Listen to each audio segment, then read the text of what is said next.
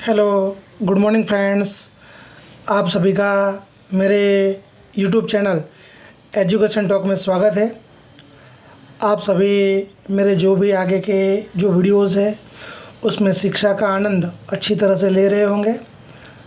आज हम बात करने वाले हैं गुजरात माध्यमिक एवं उच्चतर माध्यमिक शिक्षा बोर्ड कक्षा 12 हिंदी मीडियम विषय वाणिज्य व्यवस्था।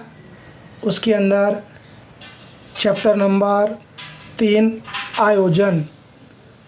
उसके अंदर हमने आगे के वीडियोस के अंदर आयोजन के लक्षण, आयोजन का महत्व, आयोजन की प्रक्रिया, आयोजन की सीमाएं और योजना के प्रकार या तो आयोजन के प्रकार, उन सब की हमने चर्चा की थी।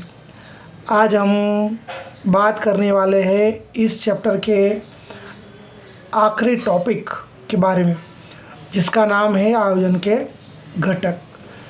तो हमें सबसे पहले आयोजन के घटक किसे कहते हैं वो पता होना चाहिए।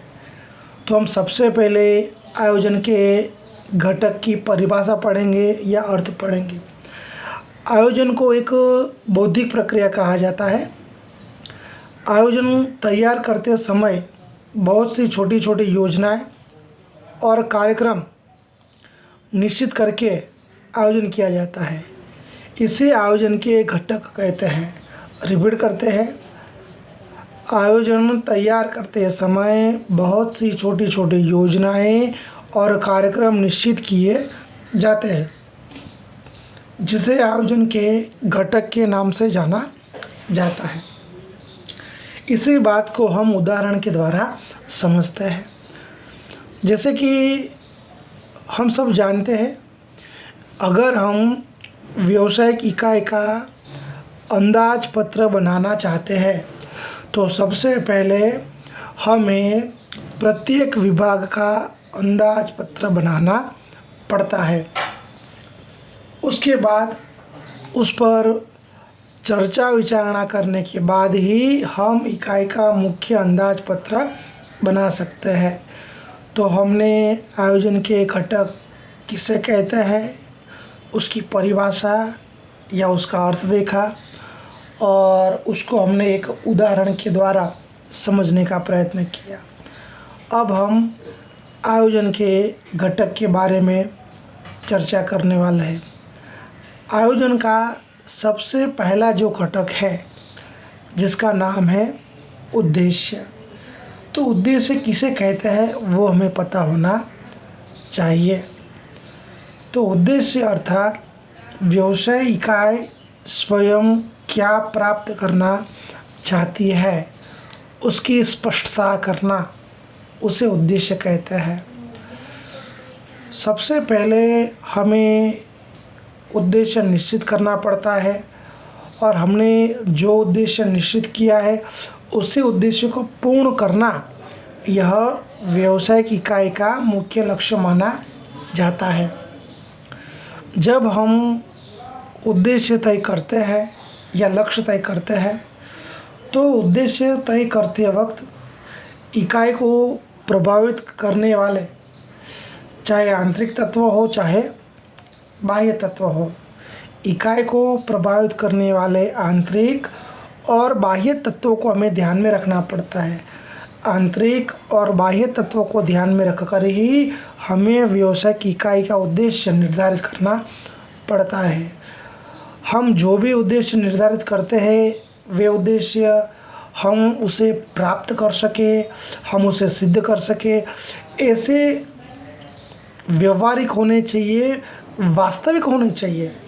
कभी भी उद्देश्य कल्पनाशील नहीं होने चाहिए जिसे हम पूर्ण ना कर सके या जिसे हम सिद्ध ना कर सकते। इसके अलावा जो भी उद्देश्य निर्धारित किया जाए वो उद्देश्य अधिक महत्वाकांक्षी नहीं होना चाहिए। अगर महत्वाकांक्षी उद्देश्य होगा, अधिक महत्वाकांक्षी उद्देश्य, तो कभी भी पूरा हो पाएगा नहीं। तो हमने यहाँ पे आयोजन के पहले घटक उद्देश्य की चर्चा की। अब हम बात करने वाले हैं आयोजन के दूसरे घटक के बारे में। आयोजन का दूसरा घटक है व्यूह रचना। तो सबसे पहले व्यूह रचना किसे कहते हैं उसके बारे में जानने का प्रयत्न करते हैं। आयोजन में तय किए गए उद्देश्य को पूर्ण करने के लिए उपयोग में ली जाने वाली युक्ति या विचार अर्थात व्यूह रचना। रिपीट करते हैं, आयोजन में तय किए गए उद्देश्य को पूर्ण करने के लिए उपयोग की जाने वाली युक्ति या विचार जिसे व्यूह रचना कहा जाता है। अगर हम व्यूह रचना का निर्माण करते हैं तो उससे बाज़ार में जो भी प्रतिस्पर्धी होते हैं उन प्रतिस्पर्धियों का सामना कर सकते हैं, उनके सामने टिक सकते हैं, या तो बाज़ार के अंदर जो भी प्रभावित करने वाले अन्य परिबल होते हैं उन परिबलों के सामने हम टिक सकते हैं, हमें उनसे सुरक्षा प्राप्त होती है। व्यूह रचना का अगर हम उपयोग की बात करें तो व्यूह रचना का उपयोग देश के अंदर सेना क्षेत्र में भी किया जाता है और खेल कूद के क्षेत्र में भी बड़े पैमाने पे किया जाता है। जो भी व्यूह रचना बनाई जाए वे व्यूह रचना अपने प्रतिस्पर्धी से गुप्त रहे, यह बहुत ही ज़रूरी है। अगर आपकी व्यूह रचना आपके प्रतिस्पर्धियों से गुप्त नहीं होगी तो वे आपकी व्यूह रचना को जान लेंगे और आपका उद्देश्य कभी भी पूरा हो पाएगा नहीं। अगर उचित व्यूह रचना बनाई जाए तो उचित व्यूह रचना के कारण इकाई को महत्तम सफलता का विश्वास प्राप्त होता है। अगर हमारी व्यूह रचना सही होगी तो हमारा जो उद्देश्य है उस उद्देश्य को हम सरलता से सिद्ध कर सकते हैं, हमारा उद्देश्य हमें प्राप्त हो सकता है। हमने यहाँ पे व्यूह रचना की बात की। आयोजन का तीसरा जो घटक है जिसका नाम है नीति। तो सबसे पहले नीति किसे कहते हैं उसके बारे में जानने का प्रयत्न करते हैं। आयोजन में तय किए गए उद्देश्य को पूर्ण करने के लिए संचालक जो निर्णय और व्यूह रचना निश्चित करते हैं उसे नीति कहा जाता है। रिपीट करते हैं दोस्तों, आयोजन में तय किए गए उद्देश्य को पूर्ण करने के लिए संचालक जो निर्णय और व्यूह रचना निश्चित करते हैं उसे नीति कहते हैं। नीति के द्वारा इकाई की एक छाप जिसे अंग्रेजी में इमेज कहते हैं, नीति के द्वारा इकाई की इमेज का निर्माण होता है। नीति के द्वारा इकाई की कुशलता का परिचय मिलता है। नीति के द्वारा इकाई की काम करने की पद्धति जिसे अंग्रेजी में वर्क ऑफ मेथड कहा जाता है, इकाई के काम करने की जो पद्धति होती है उसका जो तरीका होता है उसका भी हमें पता चलता है। अब हम बात करते हैं नीति के बारे में थोड़ा आगे। जिस प्रकार उद्देश्य व्यवहारिक और वास्तविक होने चाहिए उसी प्रकार से नीति भी व्यवहारिक और वास्तविक ही होनी चाहिए। जैसे कि साख पर माल का विक्रय करने की नीति, साख पर माल का विक्रय करने की नीति हम अपनाते हैं तो हम उस नीति को सफल बना सकते हैं और हमारा इकाई का जो उद्देश्य होता है उस उद्देश्य को भी हम सिद्ध कर सकते हैं। अब हम बात करने वाले हैं आयोजन के चौथे घटक की जिसका नाम है पद्धति या विधि। इकाई के कार्यक्रम को पूर्ण करने की व्यवस्था अर्थात पद्धति। याद रखना दोस्तों, इकाई के कार्यक्रम को पूर्ण करने की व्यवस्था अर्थात पद्धति। जैसे हम जानते हैं व्यूह रचना का निर्माण करने से इकाई के जो भी प्रतिस्पर्धी होते हैं उसके सामने हम टिक सकते हैं। तो व्यूह रचना प्रतिस्पर्धियों के समक्ष टिके रहने की व्यवस्था को दर्शाता है। उसी प्रकार से नीति उद्देश्य को किस प्रकार से पूर्ण कर सकते हैं उसकी हमें जानकारी देता है, जबकि विधि या तो पद्धति तय किए गए उद्देश्य को किस प्रकार से पूर्ण करना है उसका मार्ग दिखाती है, उसका रास्ता दिखाती है। याद रखते दोस्तों, विधि के द्वारा या पद्धति के द्वारा तय किए गए उद्देश्य को किस प्रकार से पूर्ण करना है उसका मार्ग या उसका रास्ता हमें पता चलता है।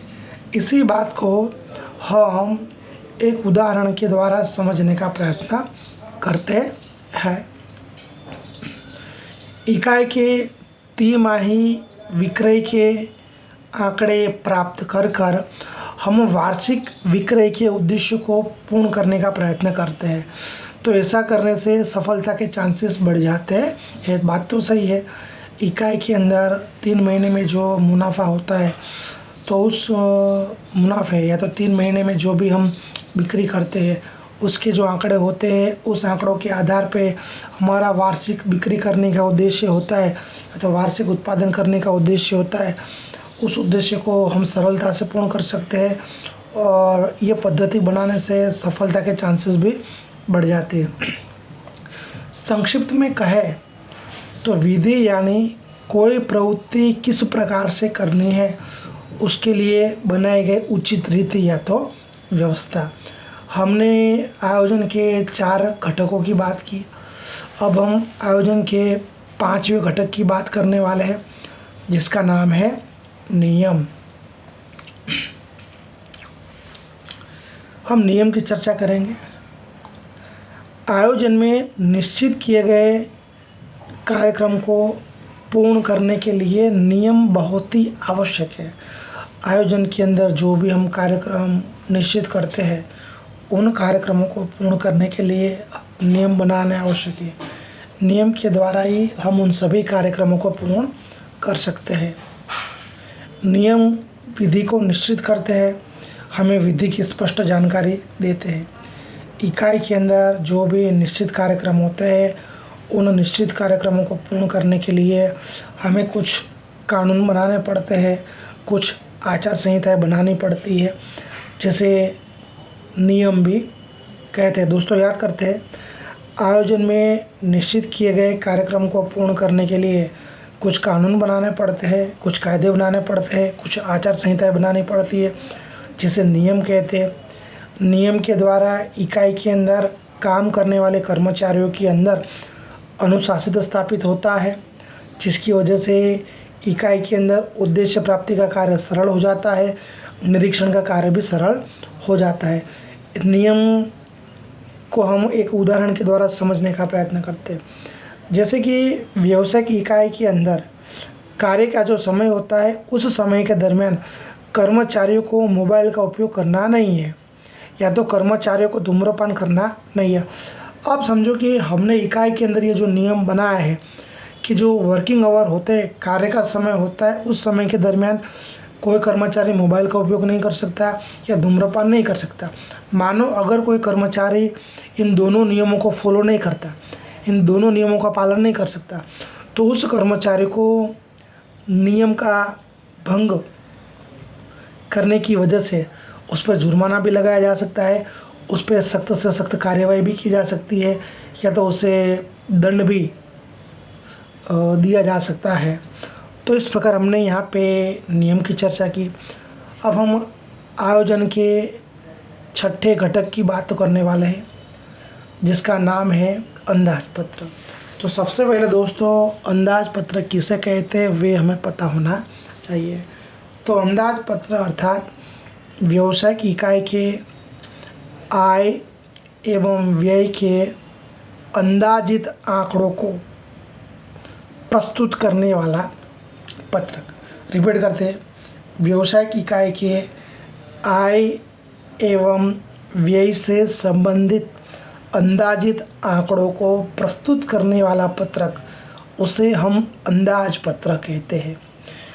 व्यावसायिक इकाई के निर्धारित उद्देश्यों को पूर्ण करने के लिए हम अंकुश के माध्यम के रूप में, नियंत्रण के माध्यम के रूप में हम अंदाजपत्र का उपयोग कर सकते हैं। तो हमें पता चलता है कि अंदाजपत्र का उपयोग नियंत्रण के माध्यम के रूप में होता है, जिससे इकाई के निर्धारित उद्देश्यों को हम पूरा कर सकते हैं। अंदाजपत्र के ढेर सारे प्रकार होते हैं।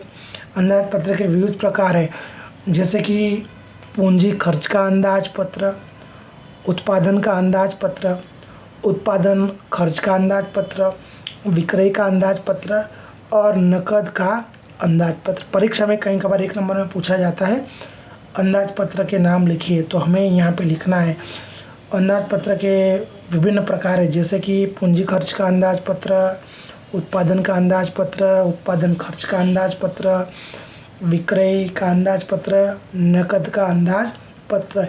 इन सभी अंदाज पत्रों के द्वारा निर्धारित उद्देश्यों को पूर्ण करने के लिए हम एक अंकुश के माध्यम के रूप में हम उसका उपयोग करते हैं। अंदाज पत्र व्यावसायिक इकाई की प्रक्रिया पर नियंत्रण रखने का काम करता है और व्यावसायिक इकाई के संचालन को कार्यक्षम बनाने का भी काम करता है। अब हम बात करने वाले हैं आखिरी घटक के बारे में। आयोजन का जो आखिरी घटक है जिसका नाम है कार्यक्रम। तो सबसे पहले कार्यक्रम किसे कहते हैं उसके बारे में हम चर्चा करने वाले हैं, या तो कार्यक्रम का अर्थ समझने वाले हैं।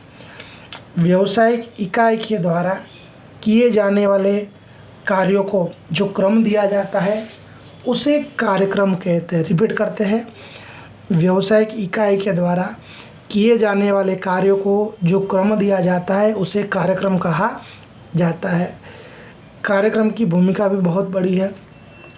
अगर कोई भी कार्य क्रम के अनुसार हो तो लक्ष्य प्राप्ति सरल हो जाती है, लेकिन अगर कोई भी कार्य क्रम के अनुसार नहीं होता तो लक्ष्य प्राप्ति में प्रश्न पैदा होते हैं, अड़चनें पैदा होती है, रुकावटें पैदा होती है। तो संचालन का कार्यक्रम के अनुसार होता है या नहीं यह देखने का है। उनकी निर्धारित मापदंडों के साथ तुलना करना है, और अगर मापदंडों के साथ तुलना करने के बाद अगर उसमें कोई भी विचलन दिखाई देता है, कोई भी बाधा दिखाई देती है, कोई भी प्रश्न दिखाई देता है, कोई भी रुकावट दिखाई देती है, तो सुधारात्मक उपाय करना माना जाता है। तो हमने यहाँ पे कार्यक्रम की परिभाषा देखी। व्यावसायिक इकाई के द्वारा किए जाने वाले कार्यों को जो क्रम दिया जाता है उसे कार्यक्रम कहते हैं। सभी कार्य अगर कार्यक्रम के अनुसार होते हैं तो लक्ष्य प्राप्ति का प्रश्न पैदा होता नहीं है। संचालन का कार्यक्रम के अनुसार कार्य होता है या नहीं यह देखने का है, निर्धारित मापदंडों के साथ तुलना करना है, और अगर हमें विचलन दिखाई दे तो सुधारात्मक उपाय करना है।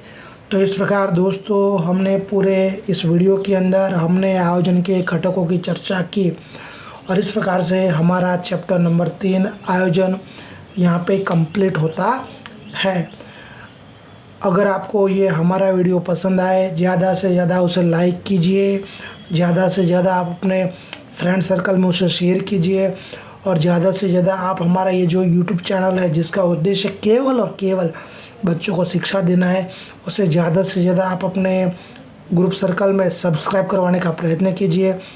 हमारा ये जो छोटी सी एक हमारे ये जो प्रयत्न है कि हम बच्चों को शिक्षा किसी भी प्रकार से पहुंचाने का प्रयत्न वो सफल बने, आप उसमें सहभागी बनिए।